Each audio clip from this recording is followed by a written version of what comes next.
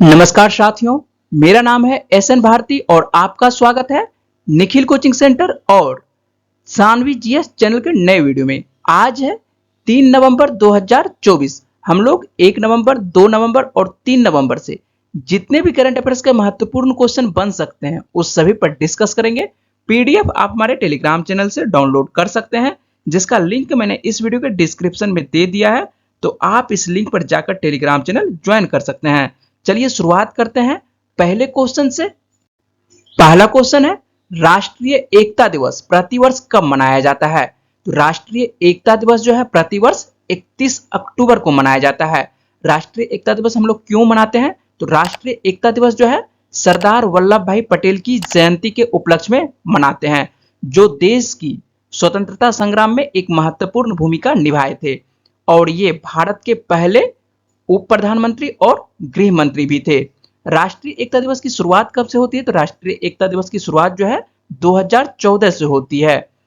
वर्ष 2018 में सरदार पटेल की 143वीं जयंती के अवसर पर जो है भारत सरकार ने सरदार वल्लभ भाई पटेल के सम्मान में गुजरात में स्टैच्यू ऑफ यूनिटी का अनावरण किया था। ये कब स्टैच्यू ऑफ यूनिटी का जो अनावरण किया गया था? वर्ष 2018 में, और 2018 में जो है 143वीं जयंती मनाई गई थी और 2024 में जो है 149वीं जयंती मनाई गई है। तो कौन सी जयंती मनाई गई है इस बार? तो इस बार जो है 149वीं जयंती मनाई गई है सरदार वल्लभ भाई पटेल की। और इनका जो जयंती मनाया जाता है किस दिवस के रूप में? तो इनका जयंती जो मनाया जाता है आप लोगों को राष्ट्रीय एकता दिवस के रूप में मनाया जाता है। और राष्ट्रीय एकता दिवस जो है प्रतिवर्ष कब मनाया जाता है? यह जो है 31 अक्टूबर को मनाया जाता है। नेक्स्ट क्वेश्चन है, पत्रकारों के खिलाफ अपराधों के लिए दंड समाप्त करने हेतु अंतर्राष्ट्रीय दिवस प्रतिवर्ष कब मनाया जाता है? तो यह जो है 2 नवंबर को मनाया जाता है। हर साल 2 नवंबर को यह दिन लोकतंत्र को बनाए रखने में स्वतंत्र प्रेस की महत्वपूर्ण भूमिका और सच्चाई को उजागर करने वालों की सुरक्षा की अनिवार्यता की मार्मिक याद दिलाता है। यह कब मनाया जाता है? तो यह जो है 2 नवंबर को मनाया जाता है।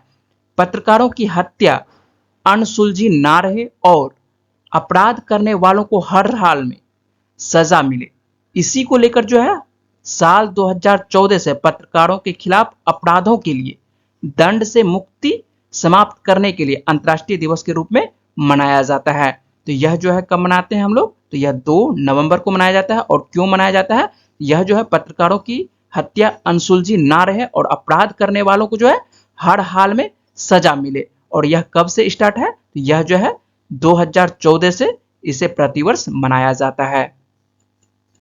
नेक्स्ट क्वेश्चन है, हाल ही में किस देश ने चुनिंदा अस्पतालों में 14 वर्ष से कम आयु के बच्चों के लिए मुफ्त कैंसर उपचार की घोषणा की है? यह जो है नेपाल सरकार के द्वारा। नेपाल सरकार ने जो है चुनिंदा सरकारी अस्पतालों में 14 साल से कम उम्र के बच्चों के लिए मुफ्त कैंसर उपचार की घोषणा की है। और नेपाल के स्वास्थ्य और जनसंख्या मंत्री वर्तमान में कौन है? तो यह जो है प्रदीप पौडेल हैं। और यह पहल कब से स्टार्ट होने वाली है? यह पहल जो है 16 नवंबर 2024 से स्टार्ट होने वाली है। और इस कार्यक्रम का उद्देश्य क्या है? तो उद्देश्य जो है युवा कैंसर रोगियों के परिवारों के सामने जो है आने वाली वित्तीय चुनौतियों को कम करना है। क्या करना है? परिवार के सामने में जो आती है वित्तीय चुनौती, उसको क्या करना है? कम करना है। और नाम आता है नेपाल का, तो हम लोग नेपाल के बारे में देख लेते हैं। तो नेपाल की राजधानी क्या है? नेपाल की राजधानी काठमांडू है। और जो मुद्रा चलती है नेपाल में, कौन सी मुद्रा चलती है? नेपाली रुपया चलती है। और वर्तमान में नेपाल के प्रधानमंत्री कौन है? केपी शर्मा ओली हैं। और राष्ट्रपति वर्तमान में कौन है नेपाल के? तो रामचंद्र पौडेल हैं। नेक्स्ट क्वेश्चन है, दूर दराज के क्षेत्रों में आपातकालीन स्वास्थ्य सेवा पहुंच में सुधार के लिए शुरू की गई भारत की पहली हेली एम्बुलेंस सेवा का नाम क्या है? तो इसका जो नाम है संजीवनी नाम है। भारत के प्रधानमंत्री के द्वारा शुरू की गई एम्स ऋषिकेश द्वारा संचालित संजीवनी हेली एम्बुलेंस सेवा भारत की पहली हवाई एम्बुलेंस सेवा है। क्या है? संजीवनी जो है, संजीवनी हेली एम्बुलेंस सेवा भारत की पहली हवाई एम्बुलेंस सेवा है, जिसका उद्देश्य जो है आपातकालीन चिकित्सा प्रतिक्रिया को बढ़ाना है। यह सेवा उत्तराखंड के दूर दराज के इलाकों में लोगों को चिकित्सा देखभाल तक त्वरित पहुंच प्रदान करती है, जिससे दिल के दौरे और दुर्घटनाओं जैसी गंभीर स्थितियों में जीवित रहने की दर में उल्लेखनीय सुधार होगा। तो याद रखिएगा कि दूर दराज के क्षेत्रों में आपातकालीन स्वास्थ्य सेवा पहुंच में सुधार के लिए जो शुरू की गई भारत की पहली हेली एम्बुलेंस सेवा का नाम क्या है? इसका नाम है संजीवनी। नेक्स्ट क्वेश्चन है, किस फिल्म निर्माता को 2025 AFI लाइफ अचीवमेंट अवार्ड प्रदान किया जाएगा, जो पुरस्कार की 50वीं वर्षगांठ का अवसर होगा? यह जो है फ्रांसिस फोर्ड कोपाला को प्रदान किया जाएगा। द गॉडफादर और एपोकैलिप्स नाउ जैसी अपनी प्रभावशाली फिल्मों के लिए मशहूर निर्देशक फ्रांसिस फोर्ड कोपाला को जो है 2025 के लिए AFI लाइफ अचीवमेंट अवार्ड प्रदान किया जाएगा। यह जो है सम्मान अमेरिकी सिनेमा में उनके महत्वपूर्ण योगदान और फिल्म निर्माण पर उनके अस्थायी प्रभाव को मान्यता देता है। ये जो आप तस्वीर देख रहे हैं, ये तस्वीर है फ्रांसिस फोर्ड कोपाला की और इन्हें ही AFI लाइफ अचीवमेंट अवार्ड 2025 के लिए चुना गया है। नेक्स्ट क्वेश्चन है, पंजाब नेशनल बैंक के नए प्रबंध निदेशक और CEO के रूप में किसे नियुक्त किया गया है? यह जो है अशोक चंद्रा को नियुक्त किया गया है। वित्तीय सेवा संस्थान ब्यूरो ने पंजाब नेशनल बैंक के प्रबंध निदेशक और मुख्य कार्यकारी अधिकारी के पद के लिए जो है अशोक चंद्रा की सिफारिश की है। अशोक चंद्रा जो है वर्तमान में 21 नवंबर 2022 से केनरा बैंक के कार्यकारी निदेशक हैं और PNB के वर्तमान में MD और CEO कौन है? तो PNB के जो है वर्तमान में MD और CEO अतुल कुमार गोयल हैं, जिनका कार्यकाल जो है 31 दिसंबर 2024 को पूरा होने वाला है और इसीलिए जो है अशोक चंद्रा को PNB के नए प्रबंध निदेशक और CEO के रूप में चुना गया है। ये जो आप तस्वीर देख रहे हैं, ये अशोक चंद्रा की तस्वीर है और इन्हें ही पंजाब नेशनल बैंक के प्रबंध निदेशक और CEO के रूप में चुना गया है। नेक्स्ट क्वेश्चन है, भारतीय वैज्ञानिकों द्वारा खोजे गए शनि के आकार के नए एक्सोप्लैनेट का नाम क्या है? इसका जो नाम रखा गया है TOI 6651b रखा गया है। फिजिकल रिसर्च लेबोरेटरी के भारतीय शोधकर्ताओं ने एक्सोप्लैनेट TOI 6651b के बारे में एक महत्वपूर्ण खोज की है, जो शनि के आकार का है और इसका द्रव्यमान जो है पृथ्वी से 60 गुना है तथा इसकी त्रिज्या जो है पृथ्वी से 5 गुनी बड़ी है। यह एक्सोप्लैनेट जो है 5.06 दिनों के चक्र में सूर्य जैसे तारे का जो है यह परिक्रमा करता है। कितने दिनों में? 5.06 दिनों के चक्र में जो है सूर्य जैसे तारे का ये परिक्रमा करता है और पृथ्वी से इसका द्रव्यमान कितना गुना है? पृथ्वी से जो है इसका द्रव्यमान 60 गुना ज्यादा है और इसका त्रिज्या जो है 5 गुना पृथ्वी से बड़ी है। तो याद रखिएगा कि भारतीय वैज्ञानिकों के द्वारा यह खोजा गया है और यह जो है शनि के आकार के जैसा है और इसका नाम क्या है? तो इसका नाम जो है TOI 6651b रखा गया है। नेक्स्ट क्वेश्चन है, किस देश ने अपने निम्न कक्षा अंतरिक्ष स्टेशन पर परिचालन का विस्तार करने के लिए एक नया चालक दल वाला अंतरिक्ष यान सेनझोउ 19 लॉन्च किया है? यह जो है चीन के द्वारा लॉन्च किया गया है। चीन ने सेनझोउ 19 चालक दल के अंतरिक्ष यान को सफलतापूर्वक लॉन्च किया है, जिसमें देश की पहली महिला अंतरिक्ष इंजीनियर सहित 3 अंतरिक्ष यात्री है जो 6 महीने के मिशन पर है।